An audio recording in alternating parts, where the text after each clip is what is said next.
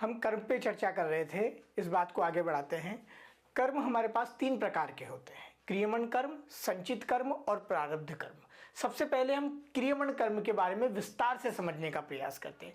क्रियमण कर्म वे कर्म हैं जो हम वर्तमान समय में कर रहे हैं, यानी कि अभी वर्तमान में जो कार्य कर रहे हैं वो हमारे क्रियमण कर्म कहलाते हैं। क्रियमण कर्म 2 प्रकार के होते हैं, शुभ क्रियमण कर्म और अशुभ क्रियमण कर्म।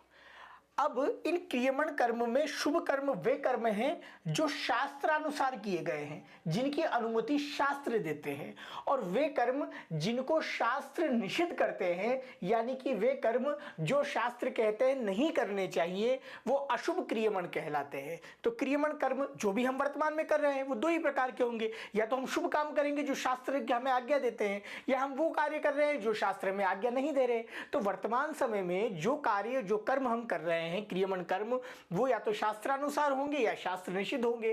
तो जो शास्त्र अनुसार हो रहे हैं वो हमारे शुभ क्रियमण कर्म हैं, और जो शास्त्र निषिद्ध कर्म हो रहे हैं वो हमारे अशुभ क्रियमण कर्म हो रहे हैं। अब ये जो शुभ क्रियमण कर्म हैं, इनके 2 भाग बनते हैं। जो भी काम हम कर रहे हैं, एक काम तो इसका बनता है फल अंश और एक बनता है संस्कार अंश। समझने का प्रयास कीजिएगा, जो भी हमने कार्य किया, जो भी हमने क्रियमण कर्म किया वर्तमान में, वो शुभ या अशुभ प्रकार के बनेंगे। अब शुभ का आगे क्लासिफिकेशन क्या है कि शुभ कर्म जो भी आपने कर दिया उसके 2 अंश, वो 2 भागों में विभाजित हो जाता है। एक तो उसका फल अंश हो गया जो आपको फल देगा, और एक हो गया उसका संस्कार अंश जो आपके भीतर चित्त में बैठकर एक ऐसा संस्कार बना देगा कि आप आने वाले समय में भी उसके अनुरूप ही कार्य करना प्रारंभ कर देंगे। तो फल अंश और संस्कार अंश। अब इस शुभ क्रियमण के फल अंश के 2 प्रकार हैं, एक दृष्ट और एक अदृष्ट। दृष्ट क्या? वो फल अंश, यानी कि अब ये शुभ क्रियमण कर्म हमें फल देने प्रारंभ करेंगे, तो जो शुभ क्रियमण कर्म हमें फल अंश से फल देंगे वो या तो दिखाई देगा या दिखाई नहीं देगा, कि हमने जो काम किया है या तो हमें दिखाई दे रहा है और या में दिखाई नहीं दे रहा। तो शुभ के फल अंश के जो दृष्ट भाग है हम उस पर चर्चा करते हैं। दृष्टि के भी आगे हम क्लासिफिकेशन कर सकते हैं, इसे आगे वर्गीकृत कर सकते हैं, तात्कालिक परिणाम और कालांतरित परिणाम, जिसको एक उदाहरण से समझते हैं। आप भोजन करते हैं, भोजन में आपने अधिक मिर्ची खाई, अधिक मिर्ची खाने से अब ये अधिक मिर्ची खाना आपका क्रियमण कर्म बन गया। अब अधिक क्रियमण खाना आपने, ठीक है, मिर्ची खाना निषिद्ध नहीं है, तो अगर हम इसे इस चार्ट के अनुसार आगे बढ़ते हैं तो आपने अपने भोजन में अधिक मिर्ची खाई, तो अब उसका एक तो फल अंश बनेगा और एक उसका संस्कार अंश बनेगा। अब अधिक मिर्ची खाने के फल अंश में क्या होगा, एक तो उसका दृष्ट जो आपको परिणाम सामने दिखाई देंगे, और एक जो अदृष्ट है जो परिणाम नहीं दिखाई देंगे। अब जो दिखाई देने वाले परिणाम है उसमें तात्कालिक क्या परिणाम है? तात्कालिक परिणाम ये है कि आपकी आंखों में पानी आ रहा है, आपके मुंह में जलन लग रही है, ये उसका तुरंत तात्कालिक परिणाम है। लेकिन इसका कालांतरित परिणाम क्या हो गया? इसका कालांतरित परिणाम ये होगा कि कुपत्ते खाने के कारण आपको सुबह शौचादि में दिक्कत आने लग जाएगी, हो सकता है आपका स्वास्थ्य खराब हो जाए। तो ये दृष्ट है, लेकिन ये कालांतरित थोड़े समय बाद दिखाई देगा।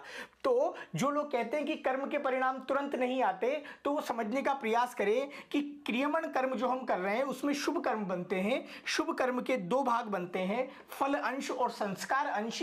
फल अंश के भी आगे जाकर के 2 भाग बनते हैं, एक दृष्ट और एक अदृष्ट। दृष्ट में तात्कालिक परिणाम सामने आते हैं और कुछ कालांतरित परिणाम सामने आते हैं। जैसे कि मैंने आपको भोजन का उदाहरण देकर के समझाया, अपन इसको दोबारा समझने का प्रयास करेंगे। हमने भोजन किया, हमारा कर्म बना, शुभ कर्म हुआ। इसका फल अंश क्या बना दृष्ट में कि हमने भोजन किया, हमारी क्षुधा शांत हुई। कालांतरित क्या हुआ? हमें स्वास्थ्य की प्राप्ति होगी, हमारी इम्यूनिटी बढ़ेगी, ये कालांतरित परिणाम हुआ। ऐसे ही इसका कोई भी शुभ कर्म का अदृष्ट फल अंश भी बनता है जो हमें दिखाई नहीं देता। एक तो होता है उसका लौकिक अंश और एक होता है उसका पारलौकिक अंश। जैसे आपने शास्त्रानुसार कोई तप किया, व्रत किया, दान किया, तो ये अदृष्ट में लौकिक रूप से आपने कोई मनोकामना पूरी करी कि मेरा ये कार्य हो जाए, मेरा वो कार्य हो जाए, आपने किसी की कोई मान्यता मांगी, तो आपने जो शुभ कर्म किए हैं, क्रियमन कर्म, उसका लौकिक परिणाम आपको यहीं का यहीं प्राप्त हो जाएगा जो आपने मनोकामना पूरी करी है। लेकिन अगर आप निष्काम भाव से ही इस क्रियमन को, कर्म को करते हैं, तो इसके शुभ भाग के जो फल अंश बनेंगे वो पारलौकिक, आगे जाकर के स्वर्ग आदि में या अन्य लोकों में जब आपकी इस देह के उपरांत यात्रा होगी, वहां पर ये शुभ कर्म आपको पारलौकिक परिणाम देंगे। तो इस प्रकार क्रियमन कर्म के शुभ कर्मों का ये क्लासिफिकेशन हुआ फल अंश का। अब हम समझने का प्रयास करेंगे कि क्रियमन कर्म के शुभ भाग के फल अंश के अलावा संस्कार अंश उसे क्या काम देते हैं। जैसे आपने कोई भी कार्य किया, अब आप जो भी कार्य कर रहे हैं उसके संस्कार आपके चित्त में जाकर के बैठ जाते हैं। भविष्य में आप उन्हीं संस्कारों के तहत आगे आने वाले कार्य को संपादित करने के लिए विवश रहते हैं, क्योंकि मनुष्य, हमने जैसे पूर्व में बताया कि सतोगुण, रजोगुण, तमोगुण और नित्यकाल, इनके ऊपर, इन दोनों के ही संबंध से व्यक्ति जीव मात्र निमित्त बन करके अपना कर्म करता है। तो संस्कार अंश में आपके जो शुभ कर्म, शुभ पवित्र संस्कार है, वो आपको आगे आने वाले समय में वैसे ही कर्म करने के लिए प्रेरित करेंगे। और अगर आपके उस क्रियमन कर्म के अशुभ अपवित्र संस्कार बन गए हैं, तो भविष्य में आने वाले समय में जो आप अन्य कर्म, क्रियमन कर्म करने जा रहे हैं, उनके उन संस्कारों के प्रेरणा से आप वैसे ही क्रियमन कर्म करने लग जाएंगे। तो आप समझने का प्रयास कीजिए कि क्रियमन कर्म को हमने शुभ भाग में और अशुभ भाग में बांटा।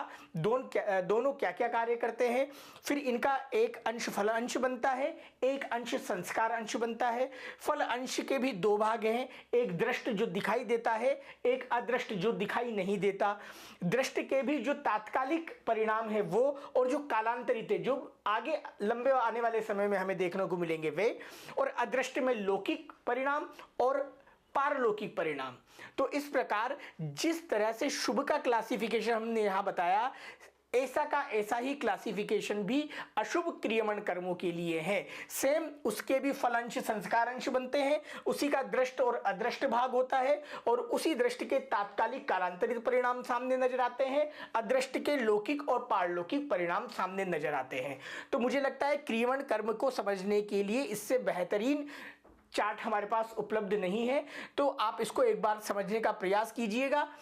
आगे हम संचित कर्म पे चर्चा करेंगे।